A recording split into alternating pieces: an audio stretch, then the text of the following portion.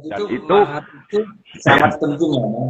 Mungkin Abang bisa mahar itu menjelaskan syarat. filosofi sebuah mahar itu sehingga di apa kalau tidak bisa tunai, utang pun boleh. Yang penting ada mahar. Nilainya berapapun Syarat, itu syarat ya. mahar itu syarat. Jadi syarat pernikahan itu selain mempelai tidak ada eh, eh, keterpaksaan, itu ada mahar. Terus wali. Habis itu ijab kabul, antah tuka wazawatuka dan seterusnya. Eh, itu syarat yang harus terpenuhi. Jadi syarat ini akumulasi. Jadi nggak bisa salah satu tidak ada. Semuanya harus ada. Cuma ada yang misalnya seseorang habis menyatakan saya memberikan mahar Anda sekian, biasanya itu langsung diserahkan seketika, perangkat alat sholat. Mahar dan hadiah beda. Kalau dia ingin memberikan hadiah kepada istrinya, itu urusan lain. Tapi mahar itu harus bunyi pada saat Anda mengucapkan ijab kabul. Jadi itu harus terucap. Jadi misalnya dengan mahar sekian, 1.000 rupiah dengan mahar satu itu diucapkan pada saat ijab kabul. Kalau itu tidak ada, tidak terpenuhi syaratnya dan pernikahan itu bisa tidak sah. Itulah. Ya. Jadi soal besarannya tergantung kemampuan masing-masing karena dalam syariat tidak Kemampuan nggak ada dan itu tidak menjadi karena harus sekian ribu sekian, nggak ada. Yang penting ada maharnya. Kadang kalau kita melihat seperangkat alat sholat kadang uang 1 juta, kadang ada yang kepingin menjadi kenang-kenangan kejadian misalnya 2021 rupiah misalnya, kan bisa saja, nggak ada masalah gitu loh. Nggak ada kewajiban harus sekian ratus juta, sekian miliar, itu nggak ada. Jadi jangan mahar yang menjadi sesuatu Anda takut untuk menikah. Bismillah jalan kalau memang untuk kebaikan ya. Jadi ini buat catatan buat jombloan jomblowati jangan takut menikah Gimana Mas Edi? walaupun Apalagi Mas? yang apa banyak sehingga menjadi kendala Bang ya. Jangan takut.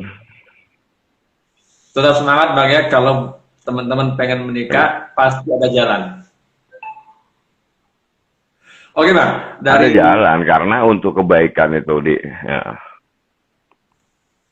dari perbincangan kita kali ini apa yang bisa Abang simpulkan bisa menjadi apa pegangan buat teman-teman yang masih ragu pengen menikah, masih takut-takut pengen menikah. Apa Bang? Ya yang saya sarankan, jadi yang harus difahami, rezeki itu dari Allah, nggak usah takut. Menikahlah. Allah yang akan jamin rezeki Anda semua. Jangan takut untuk tidak hidup. Karena Allah sudah menjamin rezeki setiap manusia. Bismillah jalan untuk kebaikan. Insya Allah ada saja rezekinya. Nggak usah khawatir. Nggak usah takut tidak akan memberikan makan kepada istrinya atau sebaliknya. Ya, atau takut nanti kalau nggak bisa memberikan nafkah kepada anak. Jangan takut. Rezeki dari Allah, nggak usah takut. Bismillah jalan untuk kebaikan. Rezeki pasti ada. Bahkan ada kejadian, begitu dia susah untuk mencari nafkah, disuruh menikah. Menikahlah supaya rezekimu lancar. Seperti itu kejadiannya. Jadi jangan menunda sebuah pernikahan karena Anda takut untuk menjalani hidup dan kehidupan di dunia ini. Jalan saja. Rizki dari Allah, nggak usah khawatir.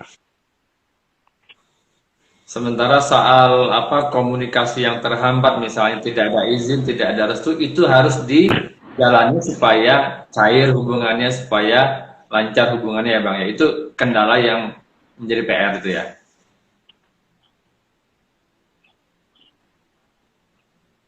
Oke.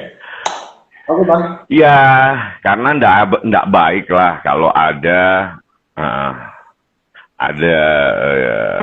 menantu dan tidak berkomunikasi dengan mertua. Karena mertua itu pengganti orang tua sebetulnya. Jadi harus komunikasi lah dengan orang tua.